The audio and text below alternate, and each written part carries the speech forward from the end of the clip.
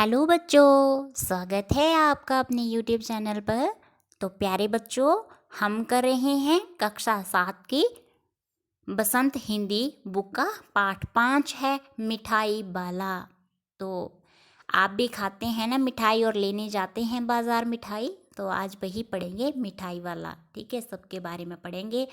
2 बच्चे हैं यहाँ पर इस पाठ में, चुन्नू मुन्नू। ठीक है, उन सब के बारे में पढ़ेंगे। तो बहुत इंटरेस्टिंग रहने वाला ये वीडियो, तो वीडियो को अंत तक देखिएगा। ठीक है बच्चों, तो क्या है मिठाई वाला? बहुत ही मीठे स्वरों के साथ वह गलियों में घूमता हुआ कहता, बच्चों को बहलाने वाला, खिलौने वाला। इस अधूरे वाक्यों को वो ऐसे विचित्र किंतु मादक मधुर ढंग से गाकर कहता कि सुनने वाला एक बार अस्थिर हो उठते। उसके स्नेहाभिषिक्त कंठ से फूटा हुआ गान सुनकर निकट के मकानों में हलचल मच जाती। छोटे छोटे बच्चों को अपनी गोद में लिए युवतियों चीखों को उठाकर छज्जों पर नीचे झांकने लगती। गलियों और उनके अंतर्व्यापी छोटे छोटे उद्यानों में खेलते और इठलाते हुए बच्चों का झुंड उसे घेर लेता और तब वह खिलौने वाला वहीं बैठकर खिलौने की पेटी खोल देता। आपने भी देखा है ना, खिलौने वाला बहुत सारे खिलौने लेके आता है। ठीक है, तो बच्चे खिलौने देखकर पुलकित हो उठते। वे पैसे लाकर खिलौने का मोल भाव करने लगते। पूछते, इसका दाम क्या है? ऑल इचका। कहते हैं ना छोटे छोटे बच्चे, इचका क्या दाम है? ऑल इचका। ठीक है, तो तोतली सी आवाज़ में कहते हैं बच्चे। खिलौने वाला बच्चों को देखता और उनकी नन्ही नन्ही उंगलियों से पैसे ले लेता और बच्चों की इच्छा अनुसार उन्हें खिलौने दे देता। खिलौने लेकर फिर बच्चे उछलने कूदने लगते और तब फिर खिलौने वाला उसी प्रकार गाकर कहता, बच्चों को बहलाने वाला, खिलौने वाला। सागर की हिलोर की भांति उसका ये मादक गान गली भर के मकानों में इस ओर से उस ओर तक लहराता हुआ पहुंचता और खिलौने वाला आगे बढ़ जाता। राय विजय बहादुर के बच्चे भी एक दिन खिलौने लेकर घर आए। वे 2 बच्चे थे। कौन थे? चुन्नू और मुन्नू। चुन्नू जब खिलौने ले आया तो बोला, मेला घोला कैछा छुंदल ए। मुन्नू बोला, ऑल देखो मेला कैछा छुंदल ए। ठीक है, ये छोटे छोटे बच्चे जो है तोतली सी आवाज में कह रहे हैं। दोनों अपने हाथी घोड़े लेकर घर भर में उछलने लगे। ठीक है, इन बच्चों की माँ रोहिणी कुछ देर तक खड़े खड़े उनका खेल निरखती रही। अंत में दोनों बच्चों को बुलाकर उसने पूछा, अरे ओ चुन्नू मुन्नू, ये खिलौने तुमने कितने में लिए हैं? मुन्नू बोला, 2 पैसे में। खिलौने वाला दे गया है। रोहिणी सोचने लगी, इतने सस्ते कैसे दे गया है? कैसे दे गया है ये तो वही जाने, लेकिन दे तो गया ही है, इतना तो निश्चय है। एक जरा सी बात ठहरी, रोहिणी अपने काम में लगी। फिर कभी उसे इस पर विचार करने की आवश्यकता भी भला क्यों पड़ती। तो प्यारे बच्चों, ये है खिलौने वाला और ये हैं छोटे छोटे बच्चे जो इससे खिलौने ले रहे हैं। देखिए, इसने लिए हैं ना बहुत सारे ये छोटे छोटे खिलौने।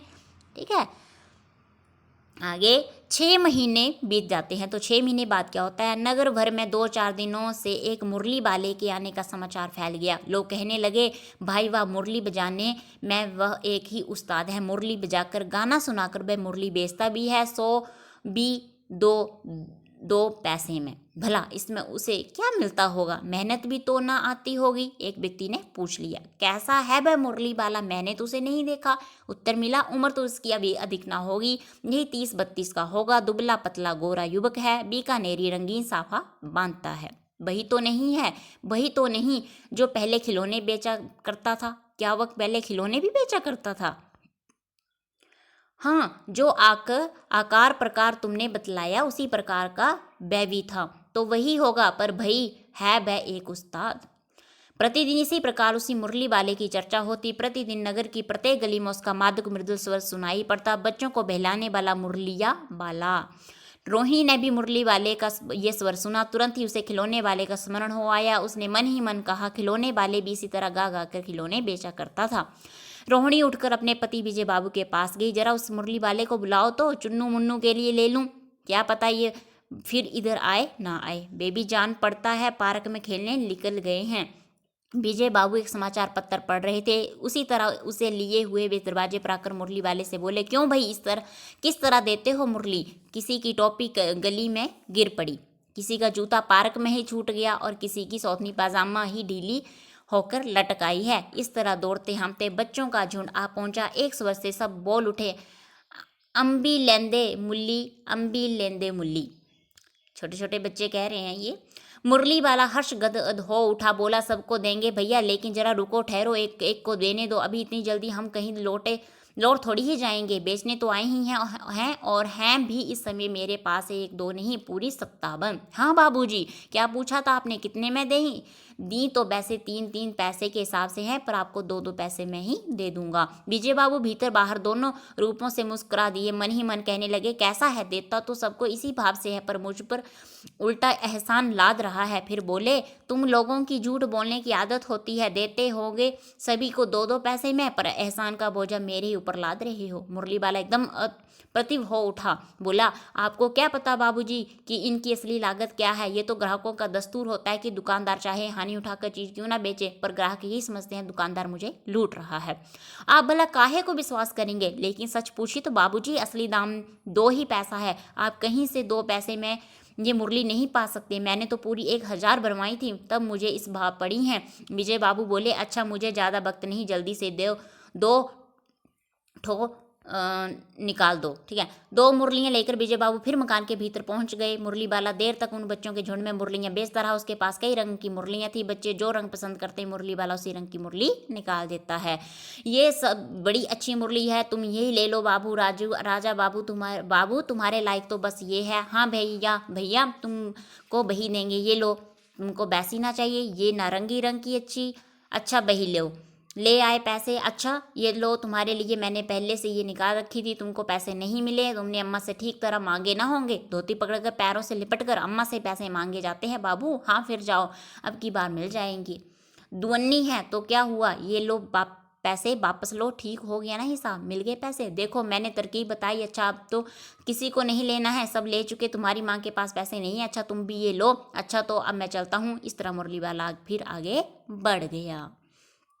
फिर आज अपने मकान में बैठी रोनी मुरली वाले की सारी बातें सुनती रही। आज भी उसने अनुभव किया, बच्चों के साथ इतने प्यार से बातें करने वाला फेरी वाला पहले कभी नहीं आया। फिर ये वह सौदा भी कैसे सस्ता बेचता है, भला आदमी जान पड़ता है। समय की बात है, जो बेचारा इस तरह मारा मारा फिरता है, पेट जो ना कराए सो थोड़ा। इसी समय मुरली वाले का क्षीण स्वर दूसरी निकट की गली से सुनाई पड़ा, बच्चों को बहलाने वाला मुरलिया वाला। रोहिणी इसे सुनकर मन ही मन कहने लगी, और स्वर कैसा मीठा है इसका। बहुत दिनों तक रोहिणी को मुरली वाले का वह मीठा स्वर और उसकी बच्चों के प्रति वह स्नेह सिक्त बातें याद आती रही। महीने के महीने आए और चले गए, फिर मुरली वाला न आया। धीरे धीरे उसकी स्मृति भी क्षीण हो गई।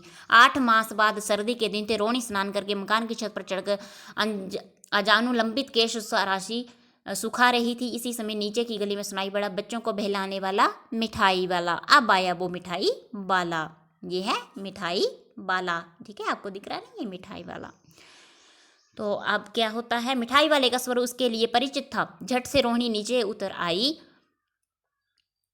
उस समय उसके पति मकान में नहीं थे। हाँ, उनकी वृद्धा दादी थी। रोहिणी उनके निकट आकर बोली, दादी चुन्नू मुन्नू के लिए मिठाई लेनी है, जरा कमरे से मैं चलकर ठहराओ, मैं उधर कैसे जाऊं, कोई आता ना हो, जरा हटकर मैं भी चिक्की ओट में बैठी रहूंगी। दादी उठकर कमरे में आकर बोली, ए मिठाई वाले इधर आना। मिठाई वाला निकट आ गया, बोला, कितनी मिठाई दूं माँ? ये नए तरह की मिठाइयाँ हैं, रंग बिरंगी, कुछ खट्टी, कुछ मीठी, जायकेदार, बड़ी देर तक मुँह में टिकती हैं, जल्दी नहीं घुलती, बच्चे बड़े चाव से चूसते हैं। इन गुणों के सिवाय ये खांसी भी दूर करती हैं। कितनी दूं? चपटी गोल पहलदार गोलियां हैं, पैसे की 16 देता हूँ, यानी 1 पैसे की 16 देते हैं वो। दादी बोले, 16 तो बहुत कम होती हैं, भला 50 तो दो देते। मिठाई वाला, नहीं दादी अधिक नहीं दे सकता, इतना भी देता हूँ, ये अब मैं तुम्हें क्या, खैर मैं अधिक ना दे सकूंगा। रोहिणी दादी के पास ही थी, बोली, दादी फिर भी काफ़ी सस्ता दे रहा है, 4 पैसे की ले लो, ये पैसे रहे।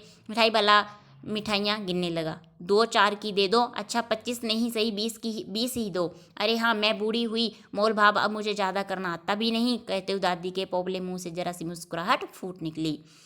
रोनी ने दादी से कहा, दादी इससे पूछो तुम इस शहर में और कभी भी आए थे या पहली बार आए हो? हाँ, यहाँ के निवासी तो तुम हो नहीं। दादी ने इस कथन को दोहराने की चेष्टा की थी कि मिठाई वाले ने उत्तर दिया, पहली बार नहीं, और भी कई बार आ चुका हूँ। रोहिणी चिक्की आड़ से ही बोली, पहले यही मिठाई बेचते हुए आए थे या और कोई चीज़ लेकर? मिठाई वाला हर्ष, संशय और विस्मादी भावों से मैं डूब कर बोला, इससे पहले मुरली लेकर आया था और उससे भी पहले खिलौने लेकर। रोहिणी का अनुमान ठीक निकला। अब तो वह उससे और भी कुछ बातें पूछने के लिए स्थिर होती। वह बोली, इन व्यवसाय में भले तुम्हें क्या मिलता होगा? वह बोला, मिलता भला क्या है, यही खाने भर को मिल जाता है, कभी नहीं भी मिलता है, पर हाँ संतोष, धीरज और कभी कभी असीम सुख जरूर मिलता है। और यही मैं चाहता भी हूँ। सो कैसे वह भी बताओ। अब व्यर्थ उन बातों की क्यों चर्चा करूँ, उन्हें आप जाने ही दें। उन बातों को सुनकर आपको दुखी होगा। जब इतना बताया है और तब और भी बता दो, मैं बहुत उत्सुक हूँ, तुम्हारा हर्जा ना होगा, मिठाई मैं और भी ले लूँगी। अब क्या होता है कि अतिशय गंभीरता के साथ मिठाई वाले ने कहा, मैं भी अपने नगर का एक प्रतिष्ठित आदमी था। मकान, व्यवसाय, गाड़ी, घोड़े, नौकर चाकर सभी कुछ था। स्त्री थी, छोटे छोटे 2 बच्चे भी थे। मेरा वह सोने का संसार था। बाहर संपत्ति का वैभव था, भीतर सांसारिक सुख था। स्त्री सुंदरी थी, मेरी प्राण थी। बच्चे ऐसे सुंदर थे जैसे सोने के सजीव खिलौने। उनकी अटकेलियों के मारे घर में कोलाहल मचा रहता था। समय की गति, विधाता की लीला। अब कोई नहीं है। दादी प्राण निकाले नहीं निकले, इसलिए अपने उन बच्चों की खोज में निकलूं। वे सब अंत में होंगे तो यहीं कहीं, आखिर कहीं न जन्मे ही होंगे। इस उस तरह रहता, घुल घुल कर मरता। इस तरह सुख संतोष के साथ मरूंगा। इस तरह के जीवन में कभी कभी अपने उन बच्चों की एक झलक सी मिल जाती है। ऐसा जान पड़ता है जैसे वे इन्हीं में उछल उछल कर हंस खेल रहे हैं। पैसों की कमी थोड़ी ही है, आपकी देश से पैसे तो काफ़ी हैं। जो नहीं है उस तरह उसी को पा जाता हूँ। रोहिणी ने अब मिठाई वाले की ओर देखा, उसकी आंखें आंसुओं से तर हैं। इसी समय चुन्नू मुन्नू आ गए। रोहिणी से लिपट कर उसका आंचल पकड़ कर बोले, अम्मा मिठाई मुझसे लो। ये कहकर तत्काल कागज़ की 2 पुड़ियाँ मिठाइयों से भरी मिठाई वाले ने चुन्नू मुन्नू को दे दी। रोहिणी ने भीतर से पैसे फेंक दिए। मिठाई वाले ने पेटी उठाई और कहा, अब इस बार ये पैसे ना लूंगा। दादी बोली, अरे अरे नाना, अपने पैसे ले जा भाई। तब तक आगे फिर सुनाई पड़ा उसी प्रकार माधुक मृदुल स्वर में बच्चों को बहलाने वाला मिठाई वाला। तो भगवती प्रसाद वाजपेयी द्वारा जो इस कहानी को लिखा गया था। तो आपको ये कहानी कैसे लगी प्यारे बच्चों, आप कमेंट सेक्शन में ज़रूर बताइएगा। ठीक है, आप भी जाते ही होंगे मिठाई लेने, तो ये बहुत ही इंटरेस्टिंग रही हमारी कहानी मिठाई वाले की।